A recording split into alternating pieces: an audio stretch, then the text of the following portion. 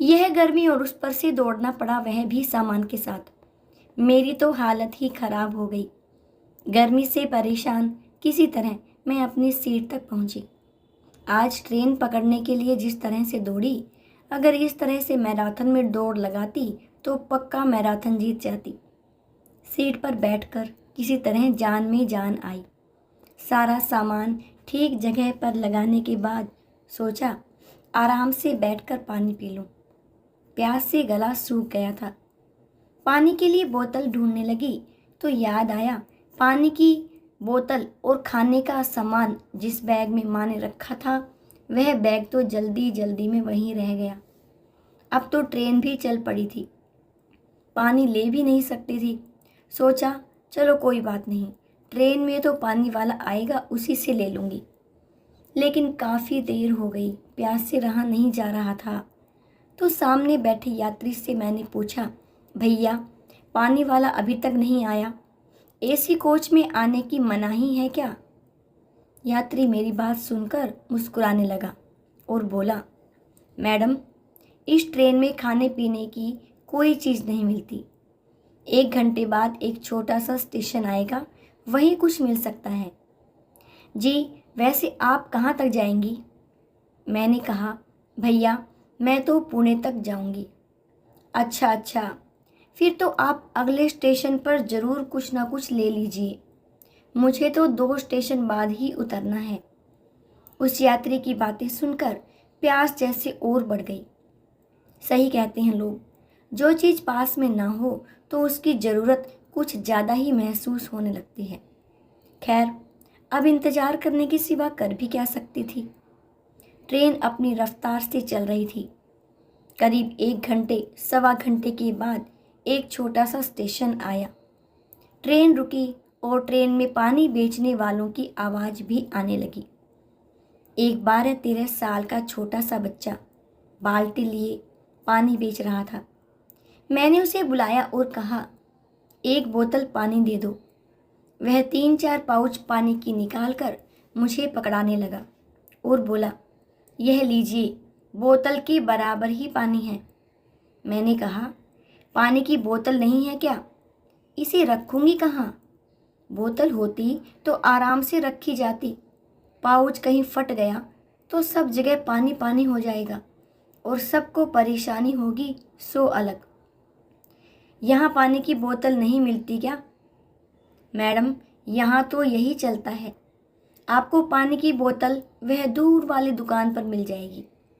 मैंने सोचा अगर पानी लेने के लिए इतनी दूर स्टॉल पर जाऊंगी और इतने में ट्रेन चल पड़ी तो? मैंने उस बच्चे से कहा, क्या तुम मेरे लिए उस पानी की दुकान से पानी ला दोगे? मैं तुम्हें पानी लाने के लिए 20 रुपये अलग से दे दूंगी। वह बच्चा तैयार हो गया। मैंने पर्स खोला तो उसमें छुट्टे पैसे नहीं थे। ट्रेन की जल्दी में मैंने सारे छुट्टे पैसे ऑटो वाले को दे दिए। मैंने उसे 500 का नोट दिया। 500 का नोट देखकर वह बच्चा बोला, मैडम छुट्टा दो ना, तो पानी जल्दी मिल जाएगा। मैंने कहा, मेरे पास नहीं है। पानी के और अपने 20 रुपये लेकर बाकी के पैसे मुझे वापस कर देना। ठीक है कोई बात नहीं, मैं अभी पानी लेकर आता हूँ। वह जाने लगा तो मैंने उससे कहा, 2 बिस्किट के पैकेट भी लेते आना। वह ठीक है बोलता हुआ दौड़कर चला गया। ट्रेन की खिड़की से मैं उसे दौड़कर दुकान की तरफ जाते हुए देखती रही। तभी ट्रेन की सीटी की आवाज़ आई। मैं बड़ी बेसब्री से इधर उधर खिड़की से झांकने लगी कि इतने में ट्रेन चल पड़ी और बच्चा दिखाई नहीं दे रहा था। ट्रेन ने धीरे धीरे अपनी रफ्तार पकड़ ली, लेकिन बच्चे का कहीं पता नहीं। सामने बैठे यात्री ने मुस्कुराते हुए कहा, अब वह नहीं आएगा। आपने भी तो एक अनजान छोटे से बच्चे को 500 का नोट पकड़ा दिया। वह तो दिन भर में भी इतना नहीं कमा पाता होगा, उसके तो कई दिनों का काम हो गया। उसकी बातें सुनकर अब अपने ऊपर गुस्सा आने लगा। एक तो प्यास से जान निकली जा रही थी, उस पर लोग मेरी मूर्खता पर मुस्कुरा रहे थे। इस बात से अंदर का ज्वालामुखी फट रहा था। सही कहते हैं, यह लोग कभी भी नहीं सुधरेंगे। थोड़े से पैसों के लिए कभी भी कुछ भी कर सकते हैं, किसी को भी धोखा दे सकते हैं। यह तो अभी इतना छोटा सा है, तब यह हाल है, बड़ा होकर पता नहीं क्या करेगा। ऐसे लोग ही चोर लुटेरे बनते हैं। मैं मन ही मन उस पर गालियों की बौछार करती और उसे कोसती बैठी रही। कभी सोच रही थी कि वही पाउच का पानी एक बार पी लेती तो क्या होता। फिर माँ पर गुस्सा आने लगा कि नाहक ही आने के समय इतना रोती है कि उसके चक्कर में देर हो गई और जल्दबाजी में पानी का बैग वहीं छूट गया। तभी वह बच्चा पसीने से भीगा, एक हाथ में पानी की बोतल और एक हाथ में बिस्कुट के 2 पैकेट लिए हांफता हुआ सामने खड़ा हो गया।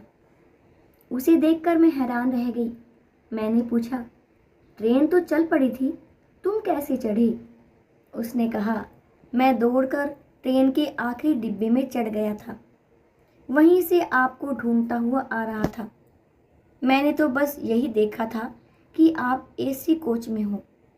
आपका कोच का नंबर और सीट तो देखना ही भूल गया था। माफ़ कीजिए, इसलिए आपको ढूंढने में देर हो गई। यह लीजिए आपका सामान और यह बाकी के पैसे। उस बच्चे ने सच में बिस्कुट और पानी के 50 रुपए काटकर बाकी के 450 मेरे हाथ में रख दिए। मैंने कहा, लेकिन तुम वापस कैसे जाओगे? ट्रेन तो चल पड़ी है। तो उसने कहा, आप परेशान मत होइए, मैं अगले स्टेशन पर उतर जाऊंगा और उधर से जो ट्रेन इधर आ रही होगी उसमें चढ़ जाऊंगा।